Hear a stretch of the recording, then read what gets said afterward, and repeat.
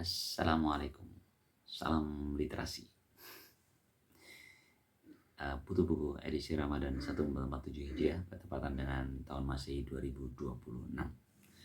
Kita melanjutkan satu program sederhana, target personal saya untuk tafsa ya, tadabbur Al-Quran satu hari satu ayat. Saya sudah menetapkan ayat-ayatnya dari awal-awal Ramadan, bahkan sebelum Ramadan, sehingga pas perjalanan harinya menjalaninya saya baca ayat itu, saya coba cari-cari referensi terkait ayat itu dari artikel maupun tafsir ya, kitab-kitab tafsir ya, sehingga mengayakan tapi kita terkurikulum. Nah, hari ini di agenda saya sudah masuk ke hari ke-19, yaitu artinya saya tinggal sekali lagi terus nanti izin tidak lagi melanjutkan karena sudah masuk hari ke 10 hari terakhir bulan Ramadan. Saya mencoba untuk mengurangi intensitas yang kognisi ya. Saya akan coba lebih ke kontemplasi pribadi karena waktu-waktu itikaf. Walaupun biasa ya, kalau di Indonesia ini kendala mudik, apalagi saya tempat jauh, jadi sepertinya memang tidak akan optimal di 10 hari itu, tapi kita coba maksimalkan. Tidak bisa optimal itikafnya. Baiklah, saya sudah memilih surat Ar-Rahman ayat 33. Ya ma'syarul jinni wal insi in istata'tum an tanfudu min aqtaris samawati wal ard fanfudu la tanfuduna illa bisultan. Kalau mau dilanjutkan ya sambil di ayat 34-nya, fa bi ayyi ala'i rabbikuma tukadziban.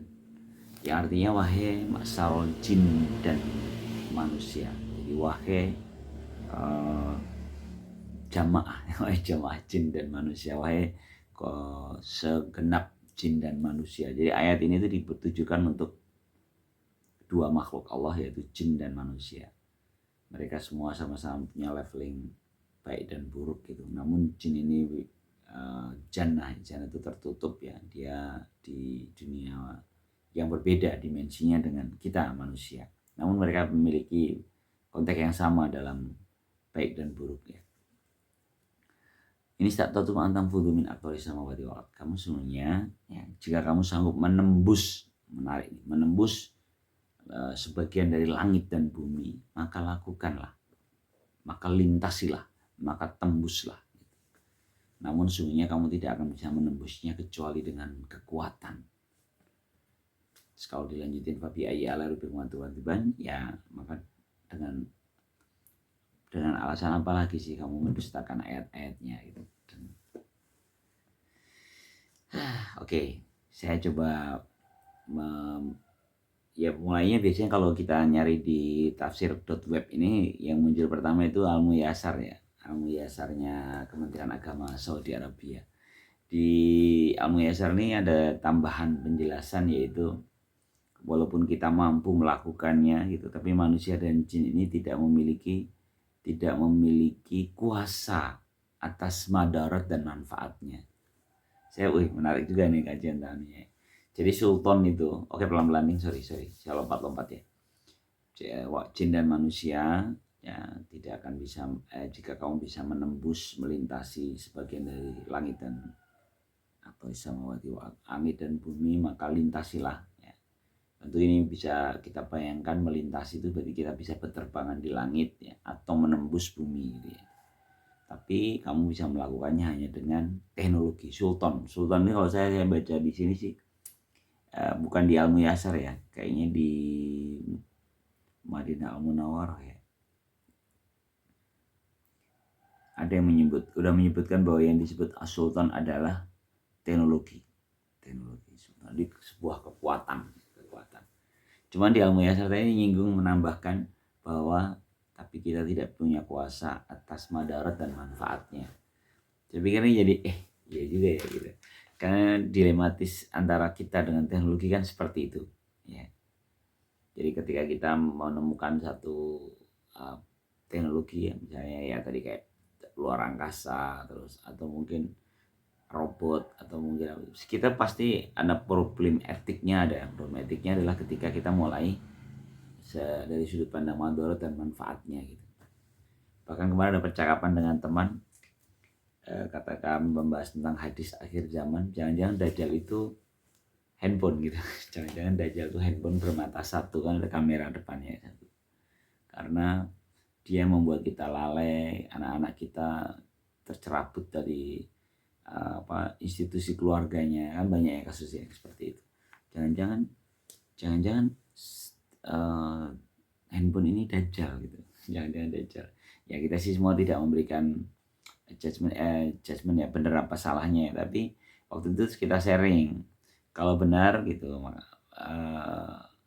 kalau benar Dajjal itu handphone mungkin enggak. Terus kan ada beberapa ahli hadis katanya hadis akhir zaman itu tidak semuanya itu kiasan gitu, bisa jadi itu adalah makhluk yang sebenarnya gitu. Satu itu. Yang kedua, ketika bicara handphone itu adalah Dajjal, kenapa ada algoritma? Bahkan kalau Ustadz Habib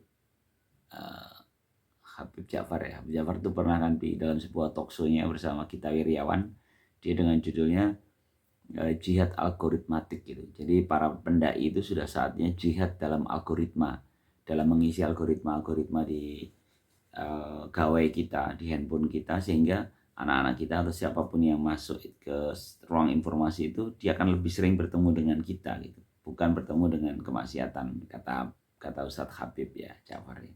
Menurut saya itu menarik ya. Oh, kalau dengan cara pandang itu berarti ini tuh netral, handphone ini netral karena dia bisa bersifat manfaat, bisa juga mudarat gitu. Makanya waktu obrolan malam itu sih kami sepakat bahwa kayaknya sih ini masalah alat ya. Ini adalah metode, ini alat. Seperti sultan ini ya.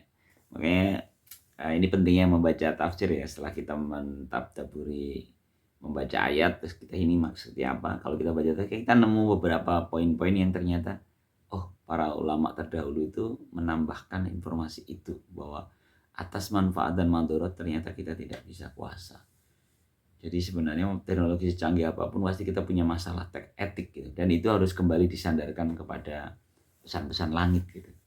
Kalau teman-teman pernah nonton film Frankenstein ya, atau membaca novelnya Frankenstein, yang ilmuwan yang akhirnya terus mencoba menghidupkan manusia yang telah mati dengan teknologinya, menghidupkan istrinya. Terus dia punya masalah ketika akhirnya seperti apa dia gitu. Dia menjadi apa setelah hidup itu. Tentu ini film fiksi ya, fiksi ilmiah, tapi sebenarnya itu memantik gitu. Iya ya. Sebenarnya kalau kita lepas apa yang kita ingin lakukan dan teknologi itu kita kembangkan, kita tidak boleh meninggalkan sisi etiknya. Kira-kira nanti setelah itu apa perannya atau pengaruhnya dalam kemanusiaan. Kata AI udah banyak sekali buku ya, AI tentang artificial intelligence atau akal imitasi ya. Dan itu juga sudah mulai terurai gitu ya. Kita sudah kita memperbincangkan, kita kira nemu AI itu ada posisi di sebelah mana gitu. Nanti akan secara ini ada di sebelah mana. Tidak mungkin juga untuk mengesampingkan gitu, karena ini teknologi ini berjalan. Dan ini bisultan tadi. Bahkan kalau di ayat 33 di Ar-Rahman ini, sebuah kata perintah, perintah kan ya. Fangfudu ya, fangfudu, maka lintasilah, di sebuah perintah. Kalau kamu memang bisa melakukannya, maka lakukanlah. Kecuali dengan sultan, kecuali dengan kemampuan kita. Dan ini termasuk ayat-ayat yang memantik pengetahuan, memantik perkembangan teknologi, ilmu pengetahuan. Coba saya carikan terjemahan lainnya. Oke, itu aja sih rata-rata ya, nggak ada yang ini ya.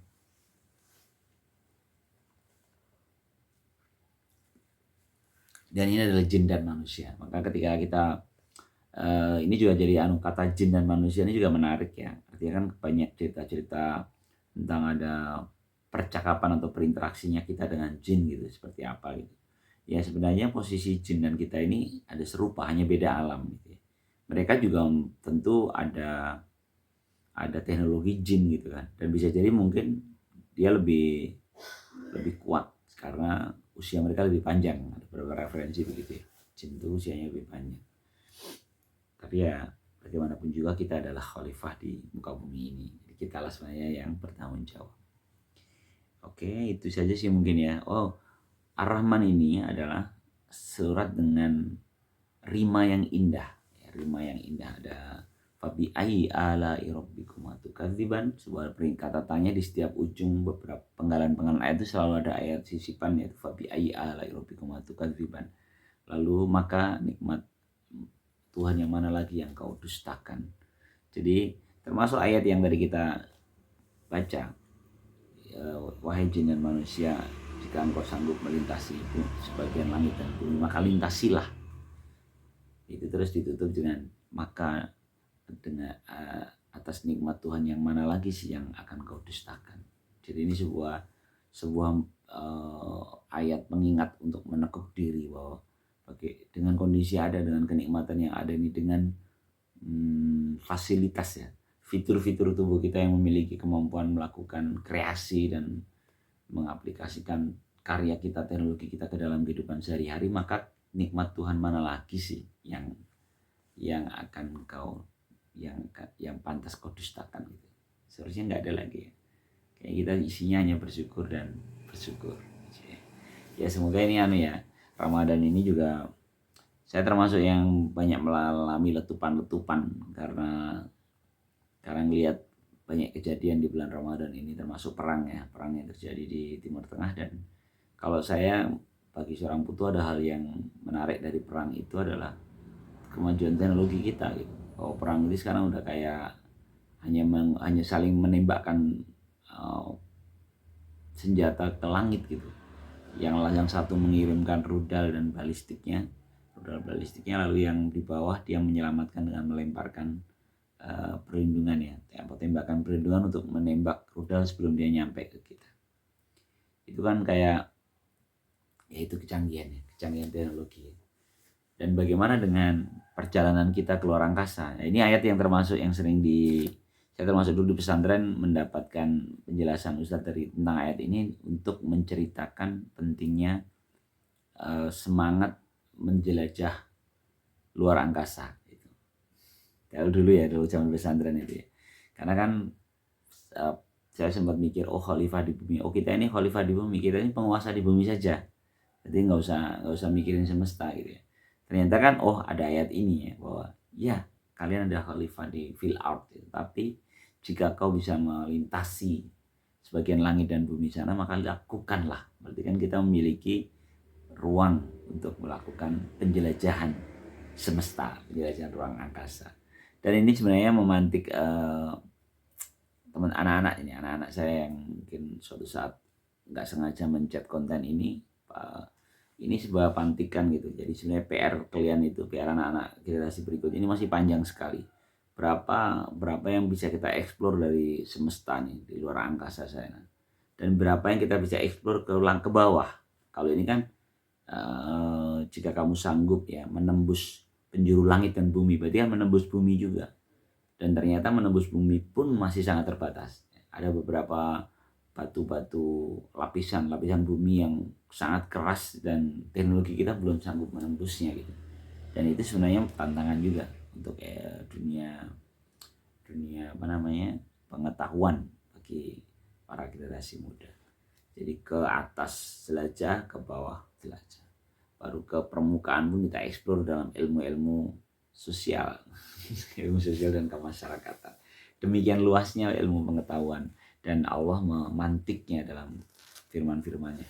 Bahkan kalau di surat Ar-Rahman itu sebenarnya di sebelumnya ada dalil matematika ya, yang wasyamsu wal qamaru bihusban, pergerakan matahari dan bulan itu menjadi bahan dari hitungan. Itu kan hitungan itu menjadi dasar matematika, menjadi trigonometri, menjadi ilmu falak gitu, bagaimana menghitung pergerakan benda-benda angkasa.